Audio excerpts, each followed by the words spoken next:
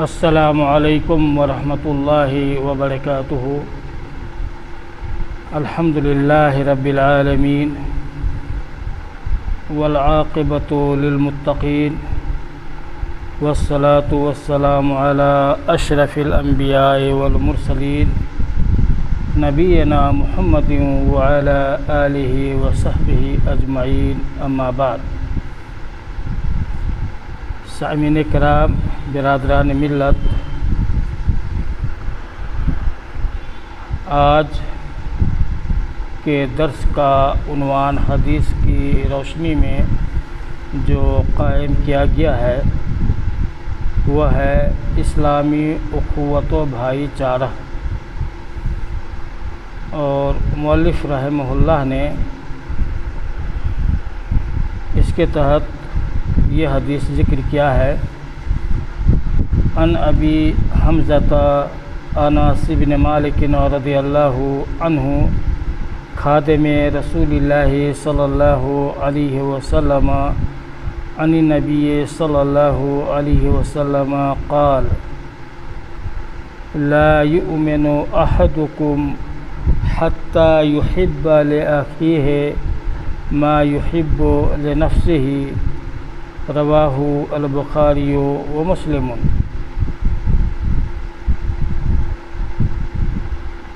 خادم رسول سیدنا حضرت انس بن مالک رضی اللہ تعالی عنہ سے روایت ہے کہ نبی کریم صلی اللہ علیہ وسلم نے فرمایا، تم میں سے کوئی اس وقت تک کامل مومن نہیں ہو سکتا جب تک اپنے بھائی کے لیے وہی پسند نہ کرے جو خود اپنے لیے پسند کرتا ہے۔ اس حدیث کو امام بخاری اور امام مسلم نے روایت کیا ہے۔ حدیث کا مفہوم واضح ہے کہ اسلامی بھائی چارہ کی کتنی اہمیت ہے اور کتنی بڑی تاکید کی گئی ہے۔ بھائی اور بزرگوں، قرآن و حدیث میں جو مسلمانوں کو آپس میں بھائی بھائی کہا گیا ہے، اس کی روشنی میں ان کے باہمی رشتے کی گہرائی اور قربت کا اندازہ کیا جا سکتا ہے۔ سورہ حجرات میں اللہ تعالیٰ کا ارشاد ہے: انما المؤمنون اخوہ۔ مسلمان جو ہیں وہ ایک دوسرے کے بھائی ہیں۔ نبی کریم صلی اللہ علیہ وسلم نے اپنی متعدد احادیث میں اس رشتے کے تقاضوں کی تفصیل بھی بتائی ہے، جسے بجا طور پر آیت کریمہ کی تفسیر قرار دیا جا سکتا ہے۔ نبی صلی اللہ علیہ وسلم نے فرمایا کہ مسلمان کا بھائی ہوتا ہے، وہ نہ اس پر ظلم کرتا ہے نہ اس کو اکیلا چھوڑتا ہے، اور جو اپنے بھائی کے کام آئے گا اللہ اس کے کام آئے گا، اور جو کوئی کسی مسلمان کی تکلیف کو دور کرے گا اللہ تعالیٰ قیامت کے دن کی تکلیفوں میں سے اس کی تکلیف کو دور کرے گا، اور جو کوئی کسی مسلمان کی پردہ پوشی کرے گا اللہ تعالیٰ قیامت کے دن اس کی پردہ پوشی کرے گا۔ نیز آپ صلی اللہ علیہ وسلم کا یہ بھی فرمان ہے، آپس میں ایک دوسرے سے حسد نہ کرو، ایک دوسرے پر بولی نہ بڑھاؤ، ایک دوسرے سے دشمنی نہ رکھو، ایک دوسرے سے بے رحمی نہ برتو، اور ایک دوسرے کے بیچ میں چڑھ کر خرید و فروخت نہ کرو۔ اس کے بجائے آپس میں اللہ کے بندے بھائی بھائی بن کر رہو۔ مسلمان کا بھائی ہوتا ہے، وہ نہ اس پر ظلم کرتا ہے نہ اس کو گری نگاہ سے دیکھتا ہے، نہ اس کو بے یار و مددگار چھوڑتا ہے۔ اللہ کا ڈر یہاں ہوتا ہے۔ ایسا کہتے ہوئے آپ صلی اللہ علیہ وسلم نے 3 بار اپنے سینے کی طرف اشارہ کیا۔ آدمی کے برے ہونے کے لیے کافی ہے کہ وہ اپنے مسلمان بھائی کو گری نگاہ سے دیکھے۔ ہر مسلمان کے لیے دوسرے مسلمان کی جان، مال اور اس کی عزت و آبرو حرام ہے۔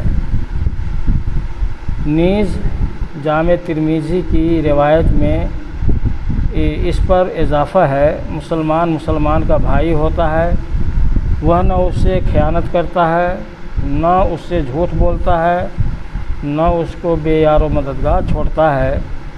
ہر مسلمان کے اوپر دوسرے مسلمان کی عزت و آبرو، اس کا مال اور اس کی جان حرام ہے۔ اللہ کا ڈر یہاں سینے میں ہوتا ہے۔ آدمی کے برا ہونے کے لیے کافی ہے کہ وہ اپنے مسلمان بھائی کو گری نگاہ سے دیکھے۔ دوسری حدیث میں آپ صلی اللہ علیہ وسلم نے ایک مسلمان کے دوسرے مسلمان سے مطلوبہ رشتے اور تعلق کو اس طرح واضح فرمایا، ایک مسلمان دوسرے مسلمان کے لیے عمارت کی مانند ہوتا ہے، جس کی ہر اینٹ دوسرے کو باندھے ہوتی ہے۔ پھر اس کو سمجھانے کے لیے آپ صلی اللہ علیہ وسلم نے اپنی انگلیوں کو بھینچ کر دکھایا۔ مسلمان کے لیے آئینہ ہوتا ہے اور مسلمان کا بھائی ہوتا ہے، وہ اس کو اس کے نقصان سے بچاتا ہے اور اس کا پشت پناہ ہوتا ہے۔ آخر میں یہاں تک فرمایا، تم میں سے کوئی شخص ایمان والا نہیں ہو سکتا جب تک کہ وہ اپنے بھائی کے لیے وہی کچھ نہ پسند کرے جو اپنے لیے پسند کرتا ہے، جیسا کہ یہ حدیث گزر چکی ہے اور اس باب کے اندر یہی حدیث ذکر کیا گیا ہے۔ اسی طریقے سے بھائی اور بزرگوں، بھائی چارے کے اس رشتے سے مسلمان کے اوپر دوسرے مسلمان کا جو حق قائم ہوتا ہے، اس کی تفصیل میں اللہ کے آخری رسول صلی اللہ علیہ وسلم کا ارشاد ہے، مسلمان پر 5 حق ہیں: سلام کا جواب دینا، بیمار کی عیادت کرنا، جنازے کے پیچھے چلنا، دعوت قبول کرنا اور چھینک آنے پر اس کو یرحمک اللہ کہنا، جب وہ خود اس پر الحمدللہ کہے تب۔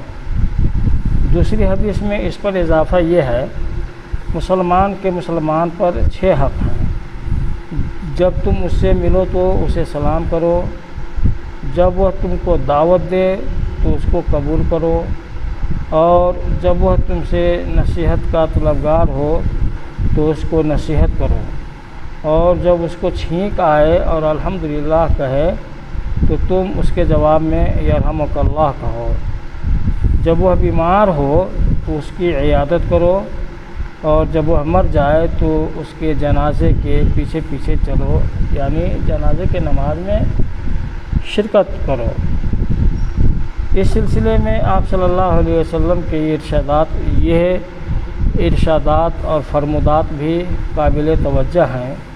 آپ صلی اللہ علیہ وسلم نے فرمایا، کسی مسلمان کے لیے جائز نہیں ہے کہ وہ اپنے مسلمان بھائی کو 3 دن سے اوپر چھوڑے رکھے۔ تو جو کوئی اس کو 3 دن سے اوپر چھوڑے رکھے اور اس دوران اس کو موت آ جائے تو وہ دوزخ میں جائے گا۔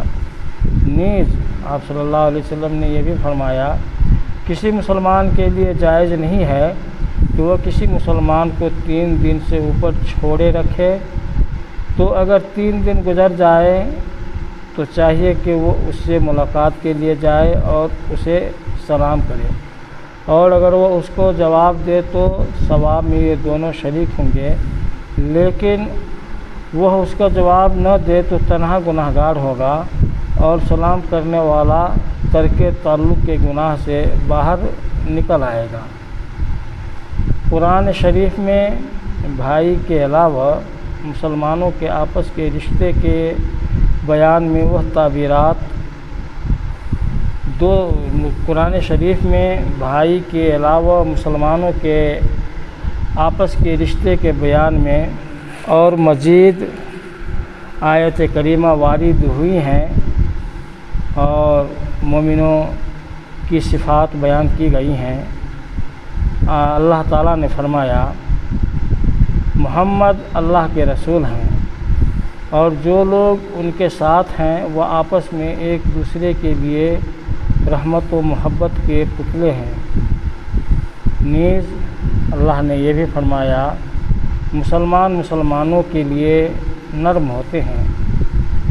نبی کریم صلی اللہ علیہ وسلم کی احادیث ان آیات کی تفسیر کہی جا سکتی ہیں۔